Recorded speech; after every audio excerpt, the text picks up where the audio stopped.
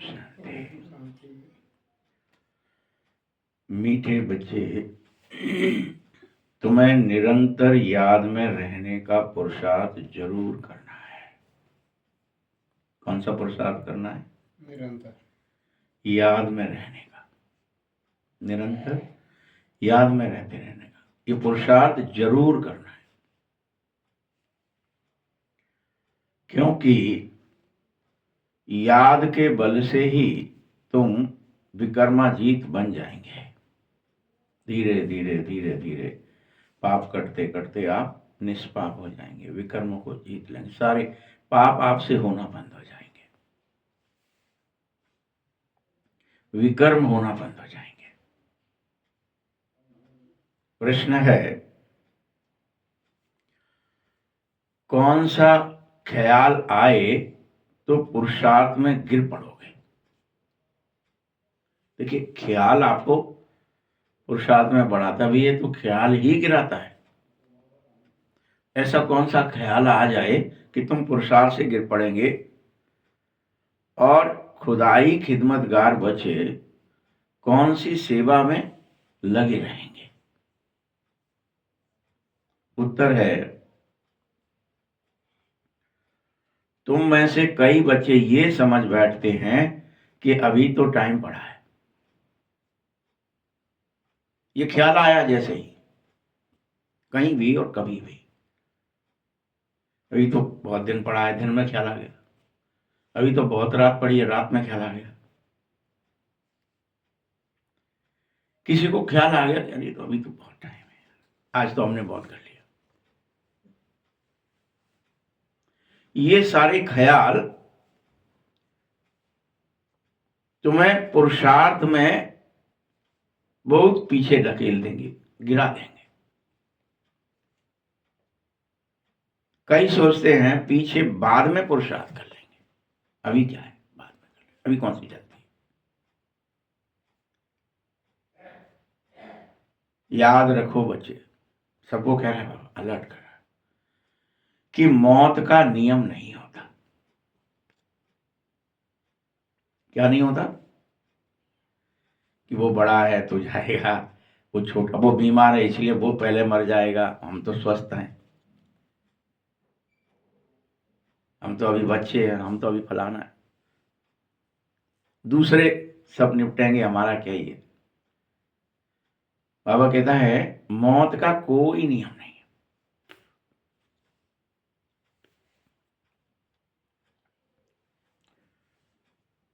अनेक बच्चे कल कल करते मर गए, कल कर लेंगे, कल कर लेंगे, कल कर लेंगे।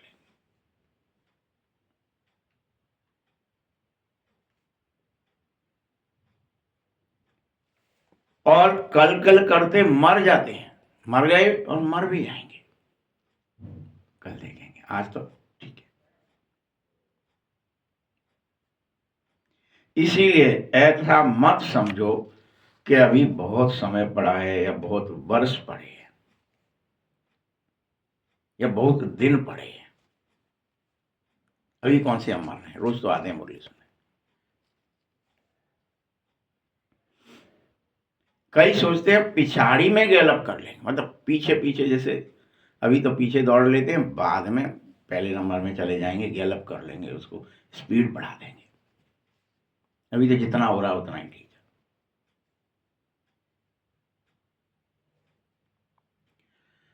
ये ख्याल गिरा ही देंगे तुम्हें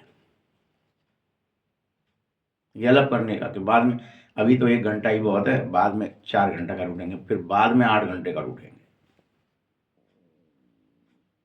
ये ख्याल तो गिरा ही देगा। दौड़ने वाला पहले से ही आगे दौड़ता है तभी तो फर्स्ट क्लास फर्स्ट होता है। बाद में पहले पीछे दौड़ लो फिर बाद में आगे दौड़ लेंगे, नहीं हो पाएगा तुमसे।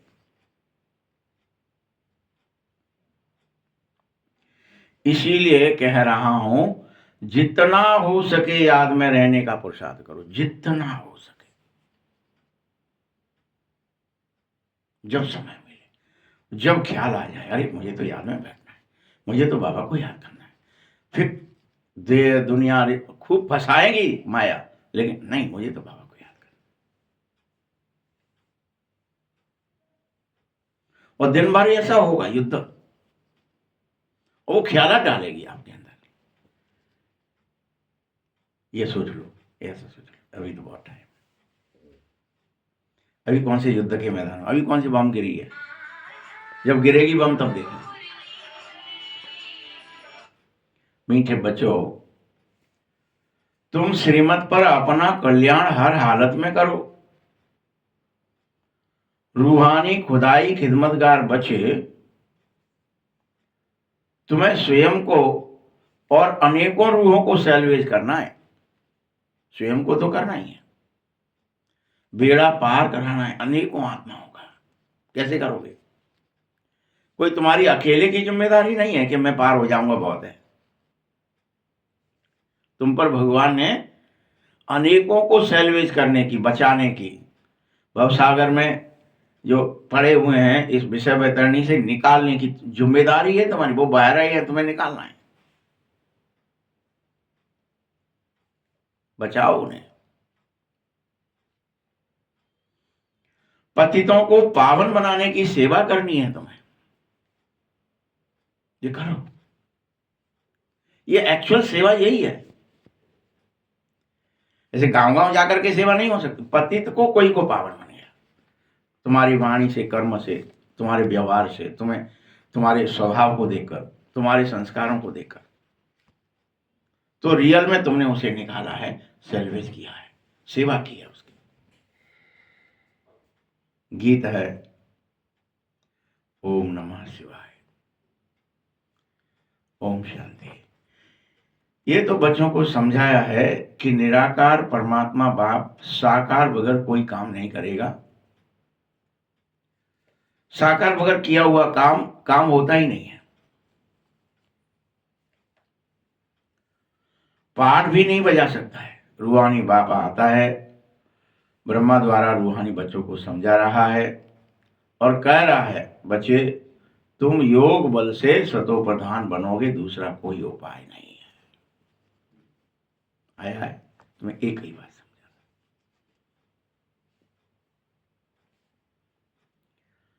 क्योंकि अकेला सतो प्रधान बनने से नहीं होगा। तुम सतो प्रधान भी बनो, फिर सतो प्रधान विश्व के मालिक भी बनो। वो ट्रिक भी सीखनी है, विश्व पर मालिकी करना आना चाहिए।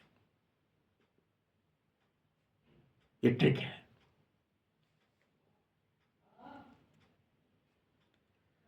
बोलो, यह तुम बच्चों की बुद्धि में है कि मुझे विश्व का मालिक भी बनना है, इस विश्व पर मालिकी करनी है। कलप कलप बाप आता है, हर कलप तुम्हें राजयोग सिखाता है। ब्रह्मा द्वारा आकर के हर कलप आदि सनातन देवी देवता स्थापित धर्म की स्थापना करता है। ये सब काम हर कल्प करता है। यानी मनुष्य को देवता हर कल्प बनाता है। फिर कल्प बाद तुम फिर गिर के देवते बन जाते हो देवता से। फिर बाबा मनुष्य से देवता बनाता है, फिर तुम गिरते हो। यही खेल है।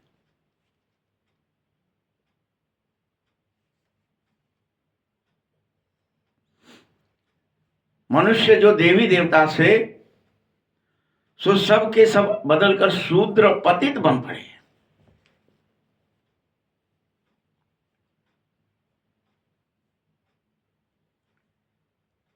जब भारत पारसपुरी था तो परम पवित्र था। पवित्रता, सुख, शांति, इस पारसपुरी में सब कुछ था।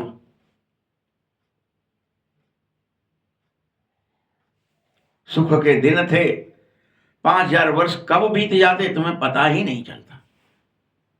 तुम मुझे भूले ही रहते हो। 5000 वर्ष में 2500 वर्ष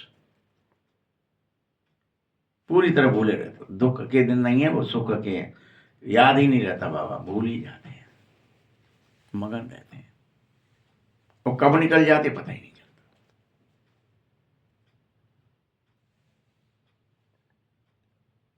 इसीलिए एक्यूरेट हिसाब किताब बाबा बैठ समझा रहा है।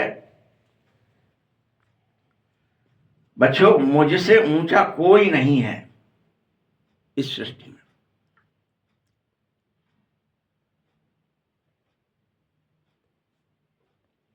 सृष्टि और झाड़ कहो, कलप वृक्ष कहो,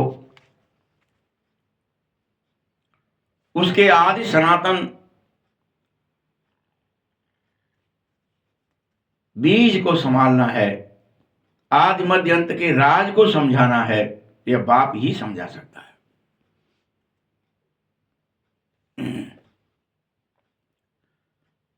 भारत का जो देव और देवीय धर्म था, देवी और देवता धर्म, यह तो अभी प्राय लोप है। इसका तो किसी को पता ही नहीं, लोप हो चुका है। बिल्कुल रहा ही नहीं है, बस देवताओं के चित्र रह गए हैं। वह अभी एक्यूरेट नहीं है। ये देवी ऐसी ही दिखती थी, ये देवता ऐसा ही दिखता था, ये एक्यूरेट नहीं है।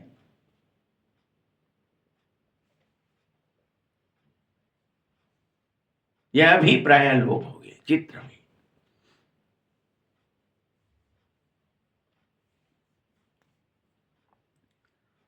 आप अपने घरों में अपने पूर्वजों के फोटो रखे हो ना, तो वो एक्यूरेट है अभी, और कुछ वर्षों बाद वो नहीं रहेंगे तो कल्पना से बना लो, वैसे बनाए गए।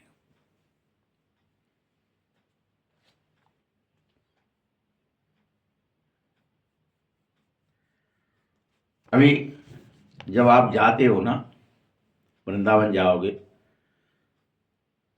तो वहां पे 4 विग्रह और बाकी और विग्रह दूसरी जगह चले गए हैं, गुप्त लुप्त हो गए।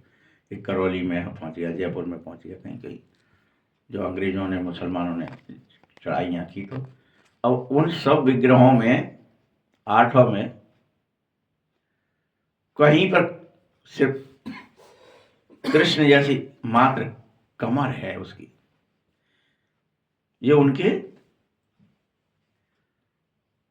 परपोते ने जब बनवाया, ऐसा बोलते हैं, और बनवा के जब अपने दादियों को, जो गोपिकाएं और जो जिन्होंने देखा था, उनमें से जो बच गए, उनसे जब पूछा तो इसमें से बस लाल जी की जैसी, उनके जैसी सिर्फ कमर है, उनके जैसे पैर हैं सिर्फ इसमें उनके जैसी मुस्कान है।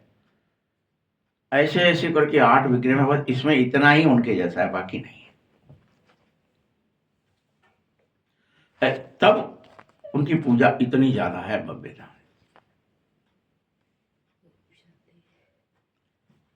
तो काल्पनिक है, तभी तो ये बात आई है ना कि 8 विग्रह बनाए, और 8 में भी कोई में कुछ मिल पा रहा है थोड़ा सा, और सारा फिर भी नहीं है, बना दिया बस। यहां बाबा क्या कह रहे हैं कि प्राय देवी देवताओं के जो चित्र हैं वो भी बात, वो क्या चलिए, इसलिए यह बात कर रहे हैं आपसे, वो भी वास्तविक नहीं है कि ये देवी ऐसी दिखती ही थी या ये देव ऐसा ही था।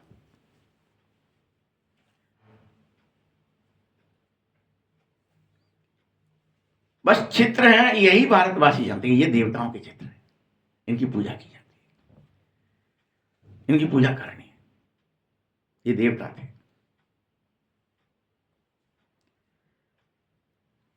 सतयुग में पुनः लक्ष्मी नारायण का राज्य होगा, जैसे कल्प पहले था।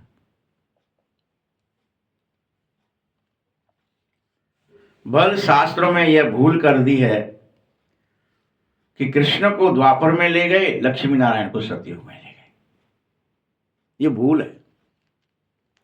क्या भूल है इसमें कि लक्ष्मी नारायण जो है, राधा कृष्ण ही बाद में बड़े होने पर लक्ष्मी नारायण में कन्वर्ट होते हैं, ये भूल है।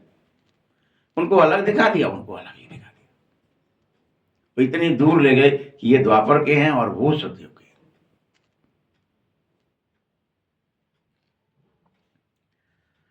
और यह बाप ही आकर के भूले हुए को रास्ता बता रहा है, तुम लोगों को तो पता ही नहीं है, जो बाप बता रहा है आकर के।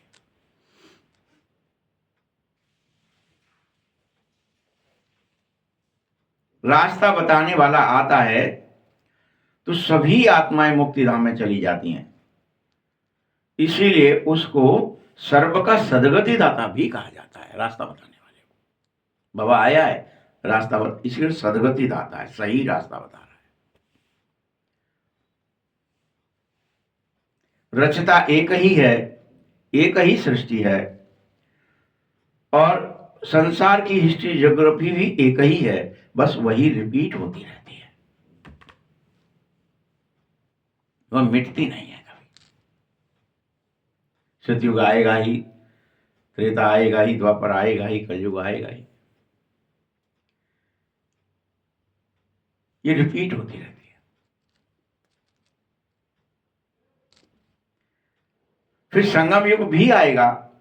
कलयुग में है पतित, सतयुग में है पावन, बीच में संगम है जहां पतित से पावन बनाए जाते हैं।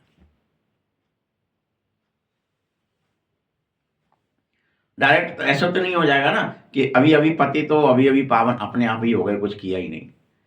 तो वो एक्यूरेट समय पतित से पावन बनने का वो किसी ने लिखा ही नहीं है कि पुरुषार्थ से होते हैं, बाप की याद से होते हैं। याद करने का पुरुषार्थ करना पड़ता है, अपने आप नहीं होगा कुछ भी।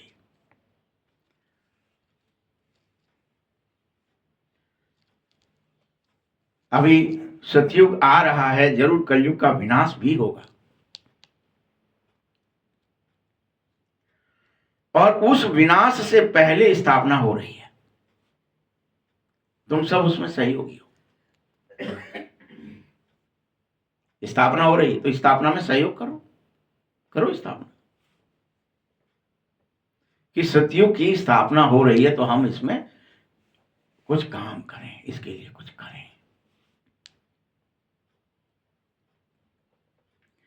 याद रखना, विनाश से पहले स्थापना होगी, सतयुग में जाकर स्थापना नहीं होगी।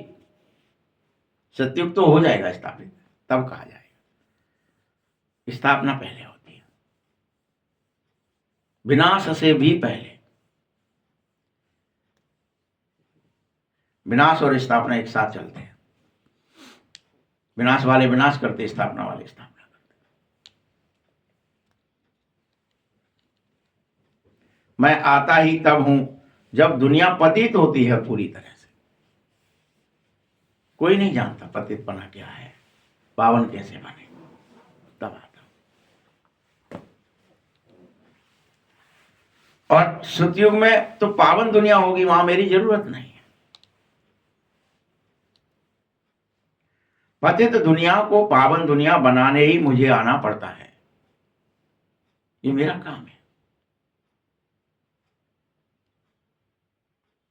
अब बाप तुम्हें सबसे सहज से सहज युक्ति बता रहा है, और युक्ति एक ही है और सहज से सहज है, लेकिन बता रहा है कि देह के सब संबंधों को छोड़कर आत्माभिमानी बन मुझे याद करो। पावन बनने की सबसे सहज युक्ति है। इस पर कल कौन कौन चले चेक करो, दिन भर कौन चले। कल की मुरली से आज के मुरली के बीच में जो समय था आपके पास, एक दिन और एक रात, पूरा एक कल्प समझो आप।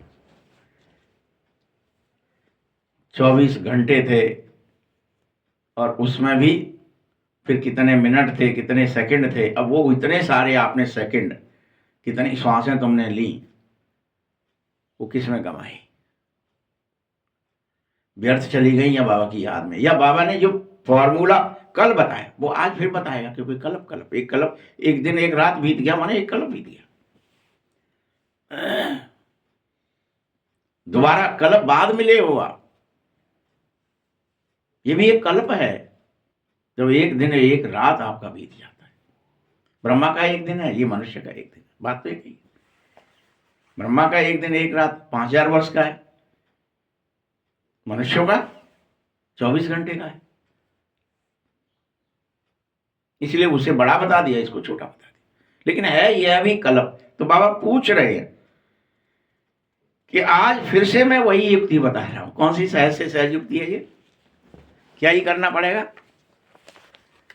सबसे सहज युक्ति है कि आप 24 घंटे में देह सहित देह के संबंधों को भूलो, अपने को आत्मा निश्चय करो और बाबा को याद करो।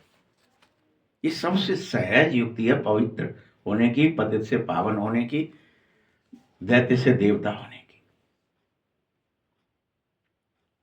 देह अभिमान से आत्माभिमानी होने की। सहज से सहज कह रहे हैं बाबा। देह के सब संबंध छोड़ दो, आत्माभिमानी बन जाओ। कल फिर मिलोगे, फिर मुरली होगी। तो आप दिन भर में जो समय था, आपने कितनी बाबा की बात मानी, कितनी मानी? देही अभिमानी तो बनना ही है।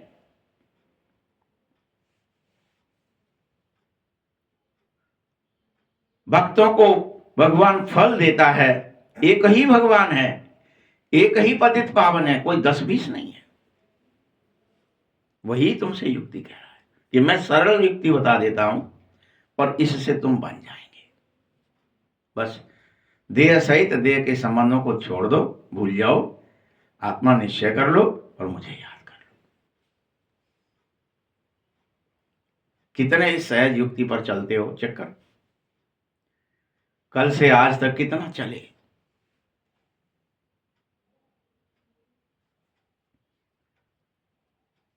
मैं तुम्हें यही ज्ञान देता हूं भक्तों को। तुम भक्त हो लेकिन ज्ञान ले लो। अब ये ज्ञान जानकारी के रूप में तुम्हें मिल गया कि अच्छा मुझे देह सहित देह के संबंध भूलने हैं, आत्मा निश्चय करना है, बाबा को याद करना है, तो ज्ञान मिल गया। अब इस ज्ञान का पालन करो। ये ज्ञान किस लिए मिला है? धारणा करने के लिए मिला, सुनने के लिए नहीं मिला है। कोई बहरे नहीं हो कि मैं सुन लेता हूं, मैंने तो मुरली सुन ली आज की या कल की सुन ली या 10 दिन बाद पहले सुनी, एक ही बात सुनाएगा। सहज से सहज युक्ति है, इसी से पावन बनते हैं।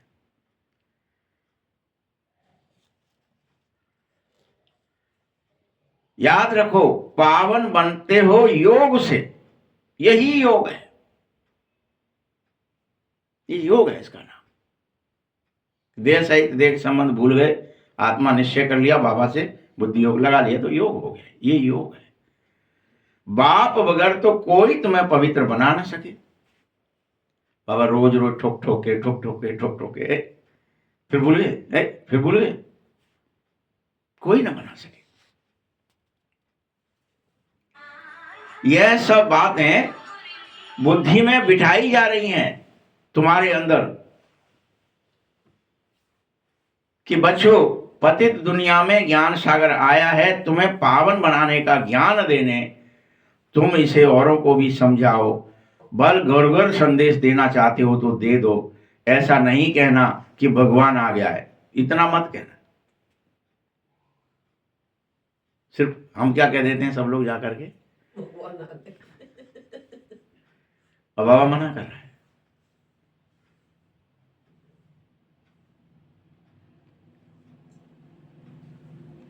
बड़ा युक्ति से यह बात समझा, तरीके से समझाओ। आप ठोक देते हो सीधी बात, भगवान आ गया तुम्हें पता है, मैं खुद खेल का था। लोग चिढ़ जाते हैं, कहाँ है, कहने देखो है, देखा। युक्ति से समझाना है। तुम बोलो वह बाप है, एक है लौकिक, दूसरा है पारलौकिक। दुख के समय पारलौकिक बाप को याद करो। सुखधाम में कोई भी याद नहीं करेगा। जब तुम सुखधाम में पहुंच जाएंगे सत्य, फिर कोई याद नहीं करेगा बाबा। क्योंकि सतयुग में लक्ष्मी नारायण के राज्य में तो सुख ही सुख होगा।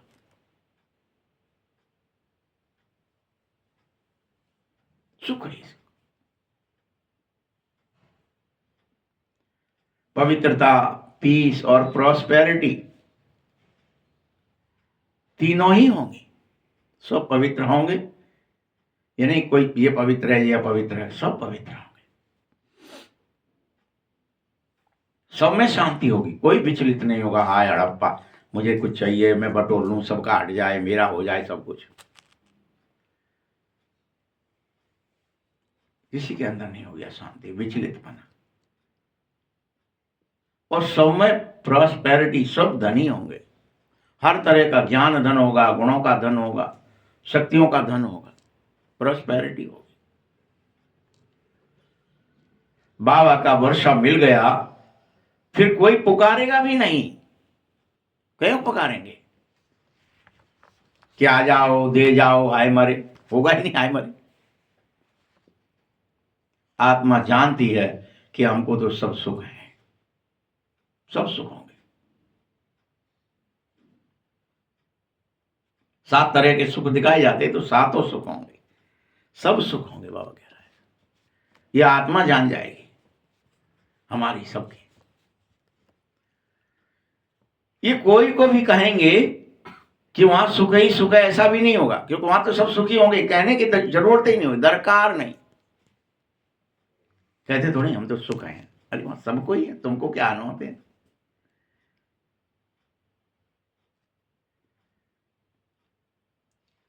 बाबा ने दुख के लिए तो सृष्टि रची नहीं थी, तो रची ही सुख के लिए थी।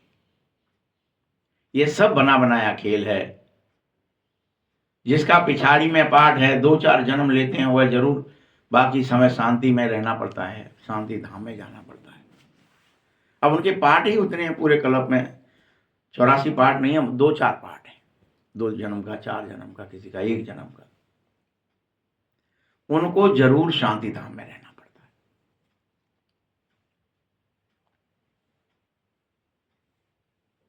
बाकी ड्रामा का खेल से ही निकल जाए ये कभी नहीं हो सकता किसी का भी।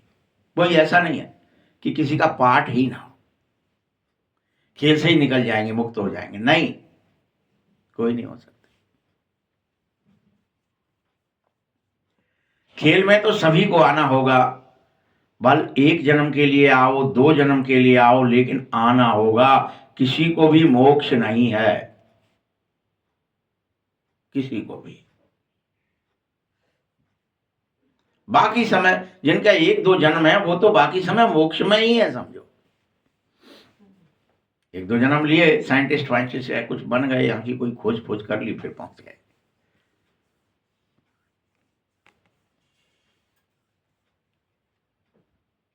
आत्मा पाठधारी है, कोई आत्मा को ऊंच पाठ है, कोई को कम पाठ है, यह भी अभी तुम ही जानते हो। गाया भी जा रहा है कि भगवान का कोई अंत नहीं पा सकता है, बाप ही आकर अंत देता है, रचता रचना के आदि मध्य अंत का राज समझाता है। जब तक रचता खुद न आवे तब तक रचना और रचता को जान नहीं सकोगे तुम। न रचता को जान सकोगे न रचना को, क्या रचना है क्या रचता है। बाबा ही आकर एक एक बात समझाता है और कहता है, बच्चों मैं अति साधारण बूढ़े तन में प्रवेश करता हूं। साधारण, कोई हो हल्ला नहीं, कुछ नहीं।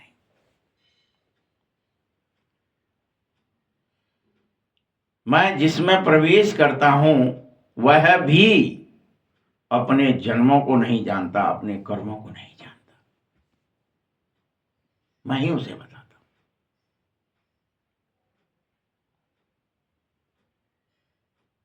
उसी में बैठकर मैं 84 जन्म की कहानी तुम्हें सुनाता हूं। मैं कहानी सुनाता हूं तुम्हें तुम्हारी। तुम ऐसे थे, एक ऐसे थे, एक ऐसे थे। अब तुम्हारी कहानी है लेकिन तुमको ही सुनाई जा रही है।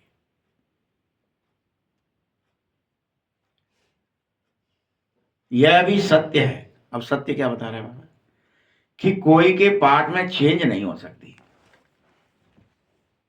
यह भी सत्य है।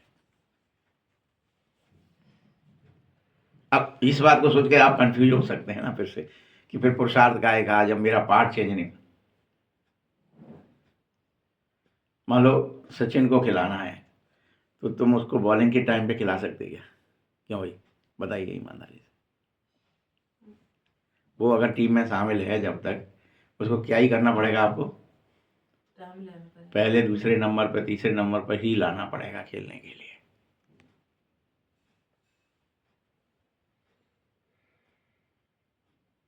नहीं तो टीम क्या होगी? अगर आप कहें मैं 11वें नंबर पर सचिन को बल्लेबाजी के लिए उतारेंगे, क्या ही हो जाएगा? हार जाएगी।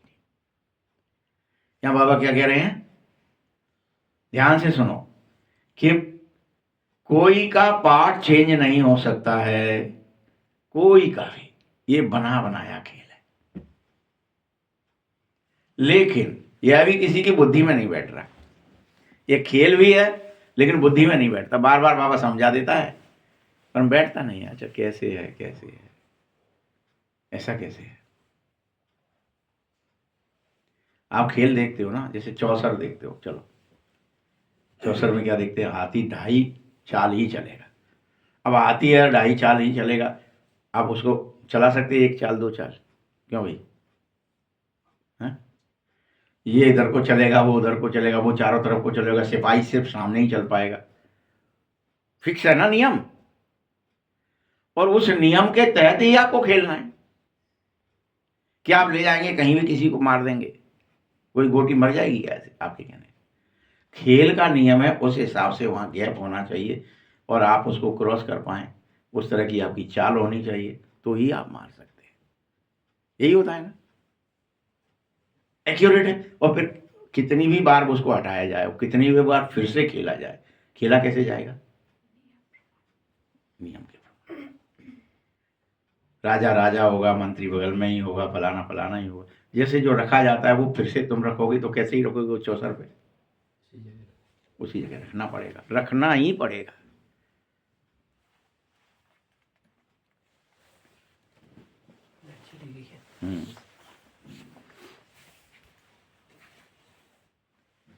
तो बाबा क्या कह रहे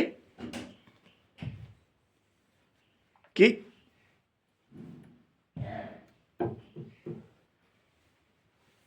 एक्यूरेट पार्ट है, अच्छी रीति समझो। इसीलिए बना बनाया खेल है, किसी की बुद्धि में बैठ नहीं रहा। बुद्धि में तब बैठे जब तुम पवित्र होकर इस ज्ञान को समझे, तो बैठ जाएगा।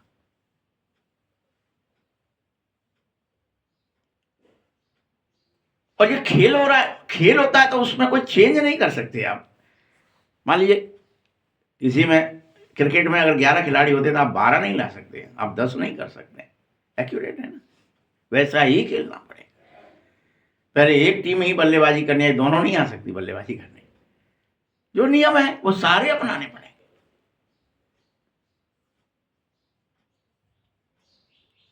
अच्छी रीति समझने के लिए तुम सब 7 रोज भट्टी रखो। भागवत आदि भी देखो 7 दिन रखी जाती है। अब आओ यहां फिर भागवत ले आए बीच में, जिससे तुम्हें समझ में आ जाए। कम से कम 7 दिन के सिवाय कोई कुछ समझ नहीं पाओगे, इसलिए ऐसा करते हैं।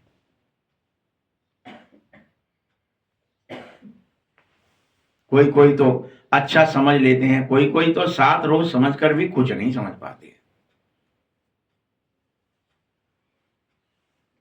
बुद्धि में बैठता ही नहीं है। कह देते हैं हम तो 7 रोज आए थे लेकिन हमारी बुद्धि में कुछ नहीं बैठा।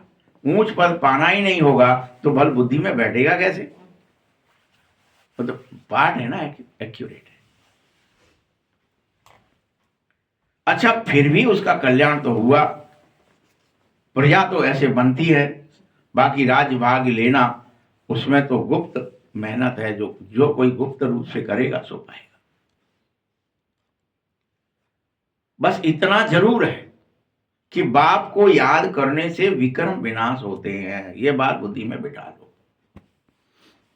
वो विक्रम विनाश करने का दूसरा कोई रास्ता नहीं है, कोई रास्ता नहीं है। अब करो ना करो ये तुम पर है, ये बाप पर नहीं है। करो ना करो, खेल खेल की तरह खेला जाएगा। बाप का डायरेक्शन यही है, प्यारी वस्तु को याद किया जाता है। क्या मैं प्यारा नहीं हूं? प्यारे से प्यारा हूं तो मुझे याद करो।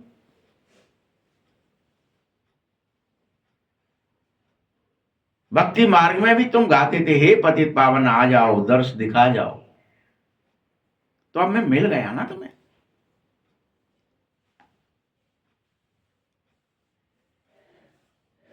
और मैं कह रहा हूं मुझे याद करोगे तो तुम्हारी सारी कट उतर जाएगी, सारी जंग हट जाएगी, सारे मैल निकल जाएंगे, सारे पाप चढ़ जाएंगे। याद रखना, बादशाही कोई सहज थोड़ी मिलेगी। तुम सोच रहे हो अभी जाएं कट से राज मुकुट मिल जाए, लो हम तो बन गए राजा। इतना सहज नहीं है। पुरुषार्थ करो।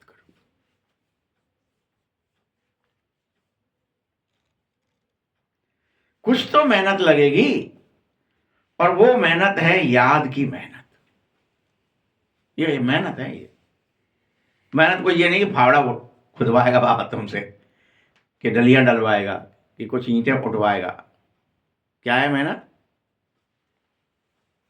कि कोई लदे रहोगे तो बहुत सारी लोग, मैंने झाड़ू लगा दिया, मेहनत हो गई, मैंने तो बहुत कर दिया, आश्रम बना दिया, इतना इसकी झाड़ू में लगाता हूँ, बहुत मेहनत करता हूँ। मेहनत मतलब क्या?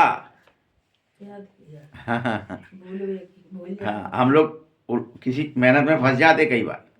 नहीं कि अरे हमने बहुत मेहनत करी, या बनाए में, या उठाए में, या बिल्डिंग बना। नहीं, वो मेहनत याद की मेहनत थोड़ी कहलाएगी।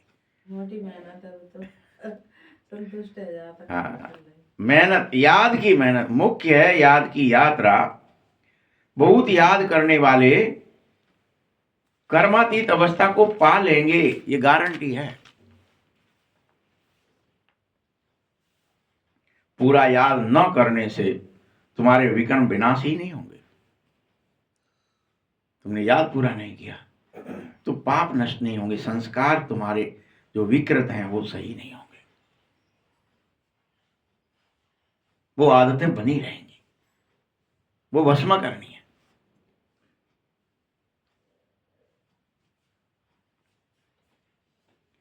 योग बल से ही विकर्माजीत बनना है। कलप कलप योग बल से ही विकर्मों को तुमने जीता था, सो फिर जीत लो। लक्ष्मी नारायण इतने पवित्र कैसे बन जाते हैं?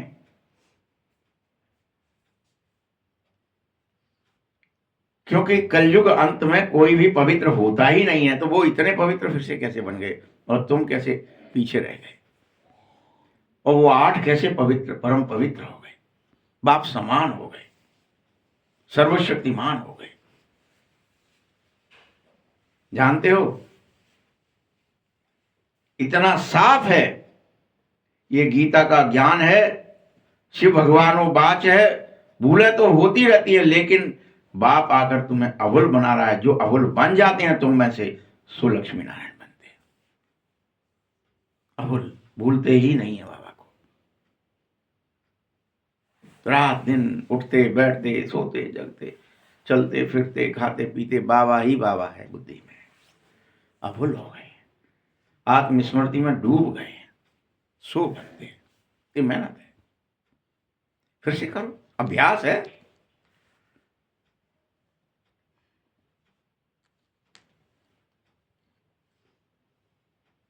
भारत के जो शास्त्र हैं सब भक्ति के थे। बाप कहता है, मैंने जो कहा है वह किसी को पता ही नहीं था, अभी भी पता नहीं है। तुमने सुन लिया तो पता नहीं है तुम्हें, कि हर हालत में तुम किसी भी तरीके से पतित से पावन बनने का एकमात्र तरीका मेरी याद है। तुम सुनते हो फिर निकाल देते हो बुद्धि से।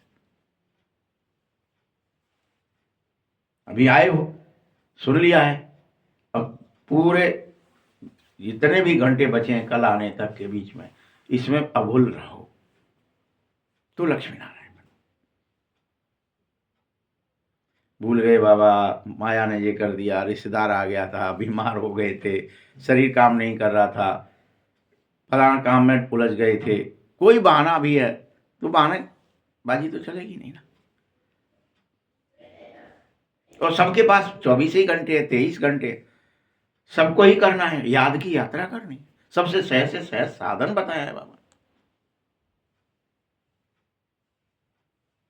ये तो है नहीं कि मुरली कुछ छुपा करके बताई जा रही है, मेरे कान में कुछ कह दिया हो, तुम्हारे कान में कुछ कह दिया हो, इसलिए तुम निकल गए, तुमने वो बात सुन ली, मैंने नहीं सुन पाई। ऐसा है क्या? सब सुन रहे हो, होश में हो, तो दिन भर फिर क्या करोगे? यही करो तो पावन बनोगे। जब पावन बनने का दूसरा उपाय नहीं है, और हम कहते हैं हमने तो खूब मेहनत करी है, हम तो बड़े भारी लदे रहे दिन भर।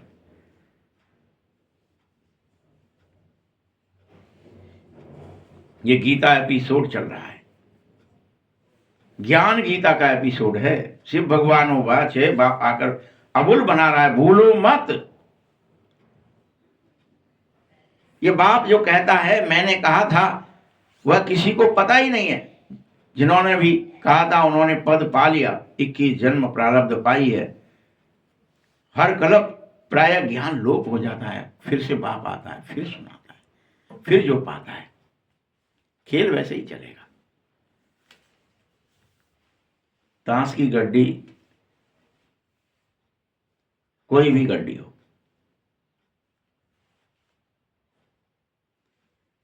गड्डियां 100 हो सकती है, 1000 जगह खेली जा सकती हैं, 1000, लेकिन गड्डियों के अंदर का बादशाह, बेगम, गुलाम, फलाना ठिकाना जो भी होते हैं उसके अंदर, इक्का दुरी तिरी चौबी पंजी छप्पी जो भी होती है वो एक्यूरेट है। खेल के सिस्टम भी वही है, गड्डी बदली जा सकती है। बच्चे, तुम ही चक्र लगाकर आई हो। कल पहले भी जिन्होंने ज्ञान सुना है वही आएंगे सुनने। आओ और सुनो इस ज्ञान और इसकी अवधारणा करो। अभी तुम्हारी सैंपलिंग लगाई जा रही है कि धीरे धीरे तुम सुनते सुनते मनुष्य से देवता बन जाए। दैवीय झाड़ की सैंपलिंग तुम्हारे द्वारा लगाई जा रही है, तुम देवता बनाए जा रहे हो। कलम लगाई जाती है, कोई सूख जाती है कलम, कोई लग जाती है, कॉपी देने लगती है। कलम है ना, तुम्हारे अंदर लगाई जा रही है कि तुम देवताई गुण धारण कर लें। कोई सूख गए, नहीं कर पाए, कोई याद में रह पाए, कोई नहीं रह पाए। सुना तो सबने, तो ये गुप्त है, वो कोई दिखाया नहीं जाता। देखो मैं याद कर रहा हूं, वो दिखाने की चीज ही नहीं कि माला फिर रही है, कि मनिया घूम रहा है, देखो मैंने याद किया, मैं सवेरे से बैठा हूं, संध्या हो गई। किसको दिखा रहे हो? अंदर की बात है, गुप्त बात है। मोहब्बत होगी, प्रेम होगा, प्यारे से प्यारी चीज बाबा है तो याद करोगे। संसार प्यारा लगेगा तो बाबा याद नहीं आएगा। तुम देवीय फूलों की सैंपलिंग हो, जंगल का सैंपलिंग नहीं लगा रहा हूं मैं, कोई झाड़ झंकार नहीं बो रहा हूं, लगा रहा हूं कलम के रूप में नहीं। तुम दिखाते भी हो कि कौरव क्या करत भय, पांडव क्या करत भय। गीता कहां से शुरू हुई? पहला अध्याय क्या कहता था कि वो पूछ रहा है कौरव क्या करत भय और पांडव, कौरव कौन है, क्या कर रहे हैं, और पांडव क्या कर रहे हैं। चेक करो, तुम कौरव हो कि पांडव। जो भगवान की आज्ञा मानत भय सो पांडव भय, जो नहीं मानते भाई वो कौरव भाई। उन्हें तो बाहर का और सेना चाहिए, और वैभव चाहिए, और धन चाहिए, और पद चाहिए, और बड़ा संगठन चाहिए। तो कौरव क्या करते भाई? चेक करो कि भगवान गए भाग में, हमें तो और मकान बन जाए, और बिल्डिंग बन जाए, और ट्रक खरीद जाए, ठेला खरीद जाए, फलाना खरीद जाए, फैक्ट्रियां बन जाए, हवाई जहाज आ जाए हमारे घरों में, हमको तो ये और चाहिए, बाबा नहीं चाहिए। और लेकिन पांडव क्या करते भाई? हमें तो भगवान मिल जाए, कुछ नहीं चाहिए। तो चेक करो कि पांडवों के कौरव क्या करते भाई। तुम्हारा क्या प्लान है, उनका क्या प्लान है। जो कौरव है उनका क्या प्लान रहता है? एक और बिल्डिंग, एक और फलाना, एक और वैभव, एक और ये। और कौरव का, पांडव का क्या प्लान है? बाबा की याद और बढ़ जाए, सब भले ही छूट जाए, सब मिट जाए, देह भी मिट जाए, दुनिया भी मिट जाए, रिश्ते नाते सब खत्म हो जाए, भले मुझे तो निरंतर बाबा याद रहे, एक बार दूसरा ना कोई। तो क्या करत भाई, चेक करो हम क्या है, किस में लगे, और बटोरने में लगे हैं कि हटाने में लगे। प्लान बनाओ। अभी फैमिली प्लानिंग तो सब कर रहे हैं कि कहीं मनुष्य ज्यादा ना बढ़ जाए, 2 से ज्यादा नहीं होने चाहिए, काट दो, मार दो, कुछ भी कर दो, नसबंदी कर दो, लेकिन उसमें तो लग गए हो। उसकी बड़ी भारी मेहनत कर रहे हो, बाबा अच्छी रीति समझा रहा है। अनेक धर्म विनाश हो जाएंगे, एक देवी देवता फैमिली रह जाएगी। सतयुग में एक ही आदि सनातन देवी देवता धर्म की फैमिली होगी। इतनी फैमिली थी ही नहीं, फिर से एक हो जाएगी। बस लक्ष्मी नारायण की फैमिली होगी, सब वसुदेव कुटुंब होंगे, कोई और नहीं होगा, एक परिवार रहेगा पूरे पृथ्वी पर। चक्कर आप उसकी फैमिली बनना चाहते हो, 9 लाख में आना चाहते हो तो बनो फैमिली, प्यार करो बाबा से तो बनोगे लक्ष्मी नारायण फैमिली, एक ही फैमिली रहेगी। इसलिए वहां दिखाया कि बस पांडवों की फैमिली रह गई, बाकी सब खत्म हो गया, एक ही बचेगी।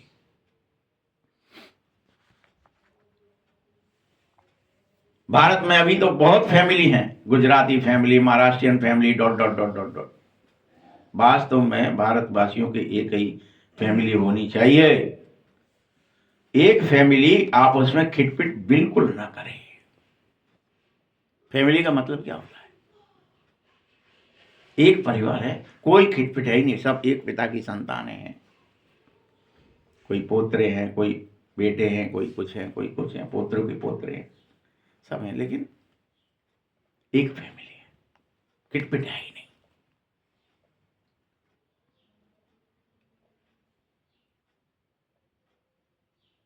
बच्चे अभी तो इतनी खिटपिट रहती है कि सिविल वार होती ही रहती है, कहीं इसके युद्ध, कहीं उसका युद्ध, कहीं इसको मार दो, उसको काट दो, पब्बड़ कर दो, लूट लो, सिविल वार। फैमिली में भी सिविल वार हो जाए, क्रिश्चियन की आपस में फैमिली है, उनकी भी आपस में लगती है, बाप आपस में 2 भाई नहीं मिल रहे इस समय, पानी भी बांटा जा रहा है। सिख धर्म वाले समझेंगे हम अपने सिख धर्म वालों को जाल दिए सुख दे दें, रग होती है ऐसी, माता मारते रहते हैं। हर कोई अपने लिए, अपनों के लिए करने को, मेरी जाति, मेरा धर्म, मेरा फलाना, रग है उसमें।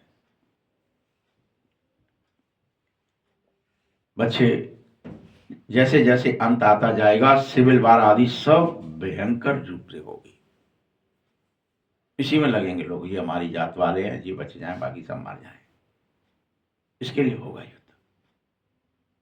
हमारा रिजर्वेशन, हमारा फलाना बेशन, हमारा ये, हमारा ये, हमारा अकेले का।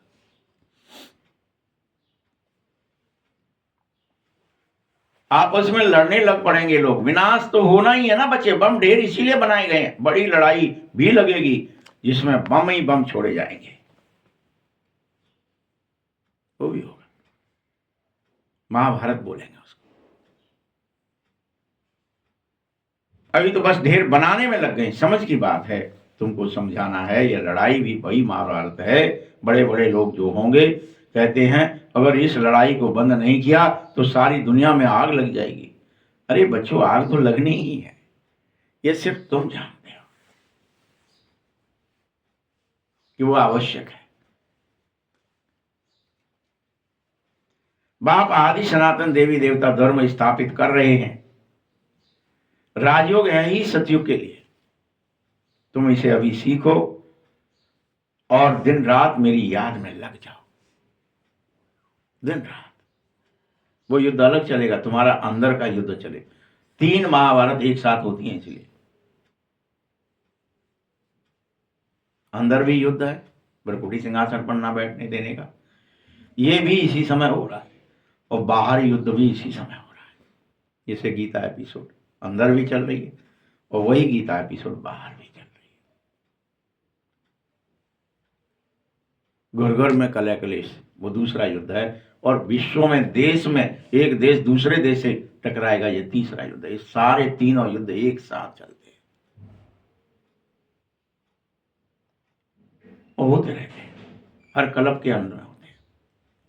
तो ये कंफ्यूजन मत करो कि वो गीता में जो लिखा है कि हे अर्जुन तू युद्ध कर और तू मार इन्हें, तो वो कौन सा सही है, कि वो बमबारी भी हुई थी कि वो भी सही है? सब सही है, तीनों सही है, इस समय तीनों हो रहे हैं।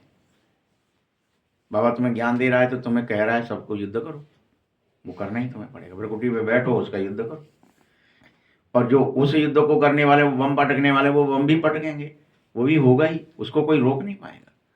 वो घर घर में जो हो रहा है, भाइयों को भाइयों से बंटवारा, फलाने से फलाने का बंटवारा, जाति से जाति का युद्ध, इसका मार काट, उसके इसका देश के अंदर जो छिड़ जाता है, तीनों युद्ध चलते ही रहे।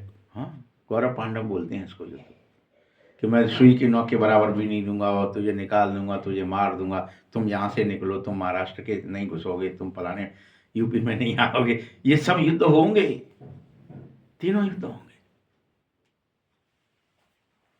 लेकिन सर्वश्रेष्ठ युद्ध कौन सा है जो तुम्हें जीतना है?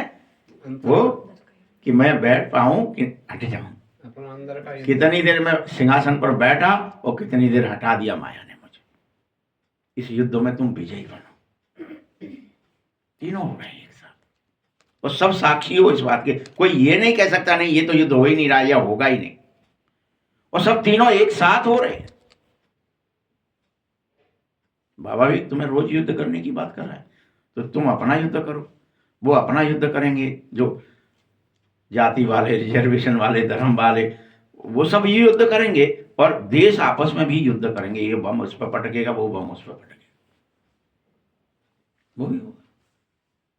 इसलिए कंफ्यूजन है कि कौन सा युद्ध था, कौन सा गीता में लिखा है, कंफ्यूज हो जाती है मनुष्य, कौन सा माप। अरे सब तीनों एक साथ हुए भाई, आध्यात्मिक युद्ध भी हुआ,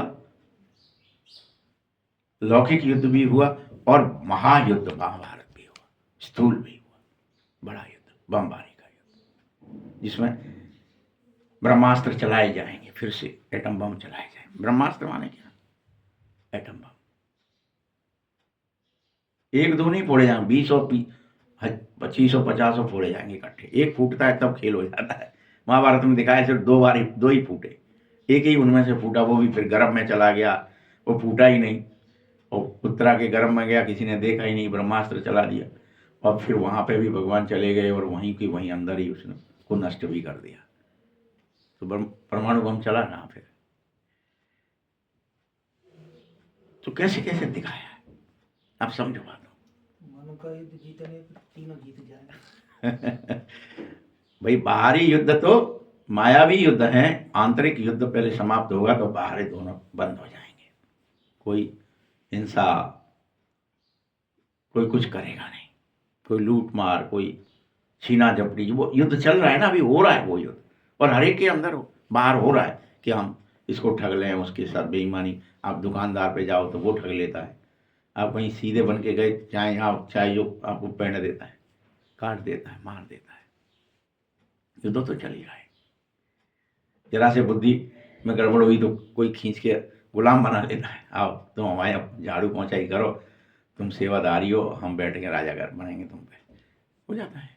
तो वो भी एक युद्ध है कि तुम्हारी बुद्धि काम नहीं कर पाएगी और तुम फंस जाएंगे चिड़िया की तरह, बिलबिलाते रहो, कुछ काम नहीं आएगा, वो नहीं छोड़ेंगे आप, क्योंकि आपके उधर से पंख काट दिए जाएंगे पहले कि उनको छोड़ के आओ, तब आना, उनको छोड़ के आओ, इससे तुम्हें वो एक्सेप्ट ना कर लें वापस और तुम उड़ के ना पहुंच जाए। वो सब युद्ध है। बाबा ने समझाया है, मैं तुम्हें बेहद का वर्षा देने आया हूं। कोई समझते नहीं 84 जन्म कैसे लिए। अरे अपने ही श्लोक आदि बनाकर सुनते रहते बेचारे। कोई ने गीता बना ली, टीकाएं लिख ली, उन्हीं को खुद सुना रहे हैं। गीता से भागवत बड़ा है, गीता में है ज्ञान, भागवत में है जीवन कहानी। वास्तव में ज्ञान सागर तो बाप ही था, उसको सब भूल गए। यही किताबों में भी ये किताब ज्यादा ऊंची है, ये छोटी है, उसी में लगे।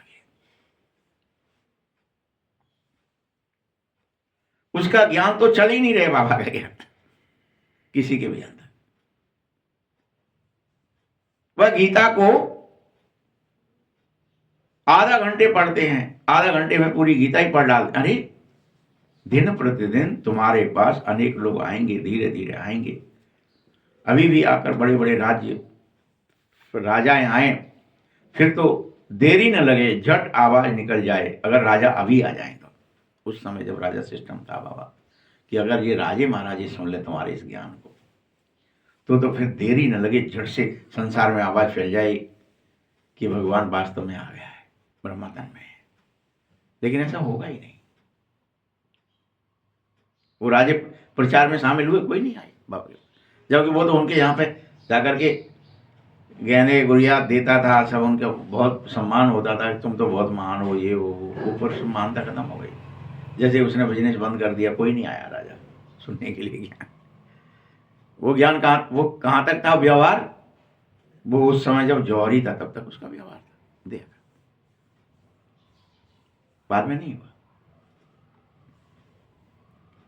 ये गुप्त ज्ञान है, किसी को पता ही नहीं है कि रावण के साथ तुम्हारी युद्ध कैसे चल रही है अंदर। ये गुप्त है, कैसे अंदर युद्ध चल रही है किसी को पता ही नहीं। आपको भी कब पता चला है? अभी रोज सुनते हो, रोज ठोक ठोक के समझाया जाता है, तब थोड़ा समझ, अच्छा युद्ध चल रही है, बैठो देखो युद्ध चल रही है, बैठो देखो युद्ध चल रही है। नहीं, आपको भी कहाँ समझ में आ रहा था कौन सा युद्ध है, कहाँ युद्ध है, कहाँ रावण को युद्ध तो वहां त्रेता में भाव, तब बिन के फलाना कृष्ण के संग में महाभारत, तो द्वापर में भाव, आप उसमें लगे हो। आपके युद्ध तीनों चल रहे हैं अभी। मैं मेरे को मारने का युद्ध चल रहा है, ये तो आप भूल ही गए हो, किसी को याद ही नहीं कि वही सीता जी को फिर से निकालने के लिए राम आ गया है, और अभी चल रहा है वो युद्ध, राम रावण युद्ध। आपको पता कहाँ है? बताया किसको किसको पता है? बता।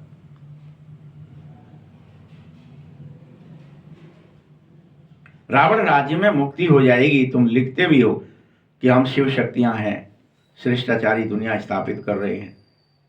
परमपिता परमात्मा की श्रीमत पर 5000 वर्ष पहले माफिक चलो, 5000 वर्ष पहले भी क्या हुआ था?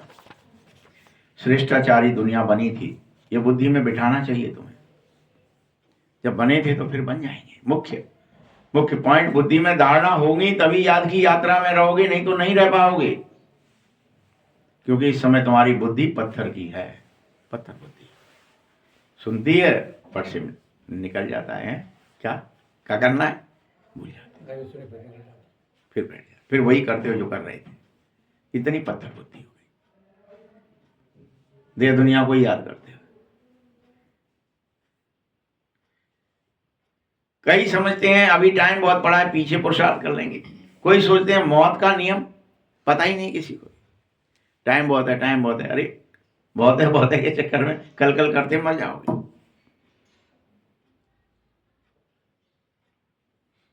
पुरुषार्थ तो किया ही नहीं तुमने, तो कोई सोचते हैं पिछाड़ी में कर लेंगे, गलत हो जाएगा। ये ख्याल और ही तुम्हें गिरा देंगे। कितना याद करते हो, कितना बाप की सेवा करते हो, रूहानी खुदाई खिदमतगार तुम्हें कितना बनना है। तुम्हें रूहों को सेल्वेज भी करना है, पतितों को पावन भी बनाना है। इसकी सबकी युक्तियां बाप तुम्हें बता रहा है, तो तुम भूल क्यों जाते हो? बेहद की बातें हैं। मुख्य टहलियां मत गिनो, कोई तो पत्ते गिनने में लगे हुए हैं। बाप समझाता है बीज को पकड़ो। ऊपरी ज्ञान सुनने से नहीं होगा, बातें ऊपरी बातें करने से नहीं होगा। वो पत्ते गिन रहे हो। मूल को समझो, जड़ को समझो, बीज को समझो। सब बचे को कहता हूं, बचो पवित्र बन जाओ तो मुक्ति धाम में चले जाओगे। पवित्र बनो। और पवित्र बनने का एक ही उपाय है, क्या? बस भूल गए फिर से, लेकिन नहीं बता पा रहे एकदम से। धक से बताओ, बाबा की याद से ही पवित्र, दूसरा कोई उपाय नहीं। लेकिन हम भूल जाते हैं, अभी सुनते सुनते भी भूल जाते हैं, क्योंकि पत्थर बुद्धि है।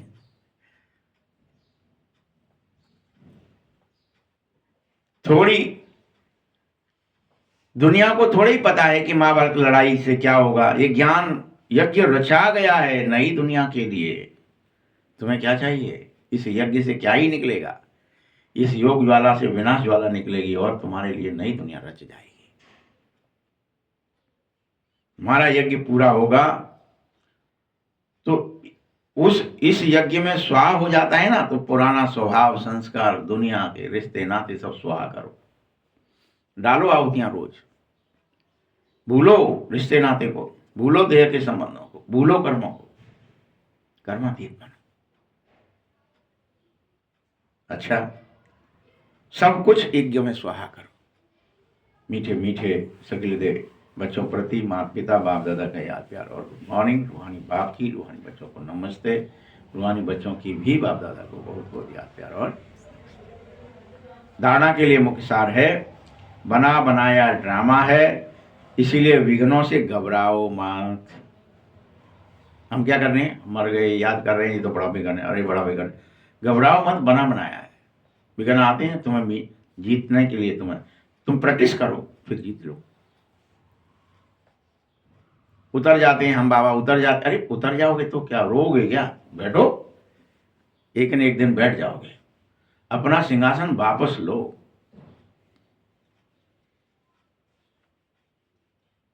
इंद्रासन बोल लो, इसे सिंहासन बोल लो, अकाल तखत बोलो, सब ये तुम्हारा ही है, जिससे तुम्हारे दैवी गुण तुम्हारे अंदर प्रवेश कर जाए। विघ्नों की मैं याद की यात्रा को भूल नहीं जाना है। ध्यान रहे, याद की यात्रा कभी ठहर न जाए। फिर से कह रहा है बाबा, सावधानी दिला रहा है, ध्यान रहे। क्या? याद की यात्रा ठहरना नहीं चाहिए कि ठहर गई, अब नहीं हो पा रहा है याद हमें, अब नहीं चढ़ पा रहे ऊपर, अब तो रुक गई, बस यहीं रुकेगी, अब बहुत ऊंची चढ़ाई है, थक गए। नहीं, ठहरनी नहीं चाहिए। शरीर भी छूट रहा हो तो भी याद करते करते छूटे। इसलिए कहते हैं ना, वीर गति को प्राप्त हुआ, उसको परमवीर कहेंगे, परमवीर चक्र मिलेगा। किसको मिलेगा भाई? कोई परमवीर चक्र एक है क्या? आप बता दो जरा, क्या दिखाते हैं वहां पे मिलिट्री वालों को? जो युद्ध करते करते, गोली देते देते, खाते खाते भी दुश्मनों को मारता रहता है और अंतिम श्वास तक, उसको परमवीर चक्र मिलता है। क्या किया उसने? वीरता की पूरी सीमाएं, नहीं तो कोई एक गोली लगी डस्ट हो गए नहीं, उसने कहा नहीं, मुझे तो गोली कितनी भी लग जाए, मुझ में एक लगा दो, फिर से 10 लग जाए, फिर से और 10 लग जाए, लेकिन वो अपनी गोली चलाता ही रहा। इतनी तलवार से रुंड कट जाते थे, आदमी के मुंड कट जाते थे, तो उसको परमवीर कहते थे कि नहीं कहते थे? दृढ़ता की चाबी रहती है। अब वो वहां मिलिट्री में या इसमें तो दिखा दिया योद्धा है, यहाँ ऐसा योद्धा कि यह शरीर भी छूट रहा हो लेकिन मेरी याद न छूट जावे, आई हुई नहीं होनी चाहिए। अभी तो क्या ये होता है, कोई ने कुछ दूसरे ने बुला भी दिया, कोई फोन भी आ गया तो झट से हमारी याद में घुस गई, अपनी से मिट गई। बड़ी गड़बड़ है अभी तो, कि आप प्यादे भी नहीं हो, मतलब एक लठिया से ही मर जाते हो माया की से क्या ही हालत हो रही है? अच्छा बताओ ना क्या हो रहा है अभी? हो रही यही बात है। तो ऐसा नहीं करो। क्या कह रहे हैं बाबा? पारलौकिक बाप का परिचय सबको देते हुए, दूसरा पॉइंट है ये, पवित्र बनने की युक्ति बतानी है, बतानी है। देवी झाड़ की सैंपलिंग लगानी है। स्लोगन है, वरदान है आज का, मैंपन का त्याग करके सेवा में सदा खोए रहने वाले त्याग मूर्त सेवाधारी भव। सेवाधारी में सफलता की अनुभूति तभी कर सकोगे मैंपन का त्याग हो। मैं सेवा कर रही हूं, मैं सेवा कर रहा हूं, मैंने सेवा की, यह सेवा भाव का त्याग नहीं है। मैंने नहीं की, लेकिन करावनहार ने मेरे द्वारा करवा ली। करावनहार बाप है, वो करवा रहा है, मैं तो निमित्त। मैंने ये आश्रम बना दिया, मैंने इतना पैसा दे दिया, मैंने ये फलाना सेवा कर दी, ये तो क्या है? फिर से ये मैंपन है, ये सेवा का त्याग नहीं है। मैंपन बाबा के लोभ में लीन होने नहीं देगा। अगर मैंपन है तो तुम लव में लीन नहीं होंगे। तुम सदा सेवा में खोए रहने वाले त्याग मूर्त सच्चे सेवाधारी बनो। कराने वाला शिव बाबा है, हम तो निमित्त हैं। मैंपन और सेवा में मिक्स होना अर्थात मोहताज बन जाना। तुम्हें कभी भी मैंपन मिक्स नहीं करना है, मोहताज नहीं बनना, सेवाधारी बनना। सच्चे सेवाधारी में ये संस्कार होने ही नहीं है। मैं बन गई। स्लोगन है, व्यर्थ को समाप्त कर दो तो सेवा की ऑफर सामने जरूर आ जाएगी। मैंपन को, व्यर्थ को समाप्त कर दोगे तो सेवा की ऑफर मिलने लगेगी अपने आप। और व्यक्ति सारे हैं, एकता के लिए स्वयं में समाने की शक्ति चाहिए। दूसरे का संस्कार भी अवश्य शीतल हो जाएगा। इससे सदा एक दूसरे के प्रेमी बनो, श्रेष्ठता की भावना से संपर्क में आओ, गुणग्राही बनो, एकता कायम जरूर रहेगी। तब एकता है गुणग्राही, तुम्हारे गुण दूसरे का ग्रहण कर लो। आपके संगठन की शुभ भावना अनेक आत्माओं को भावना का फल दिलाने के निमित्त बनेगी। उन्हें नई राहत जरूर मिलेगी। ओम शांति।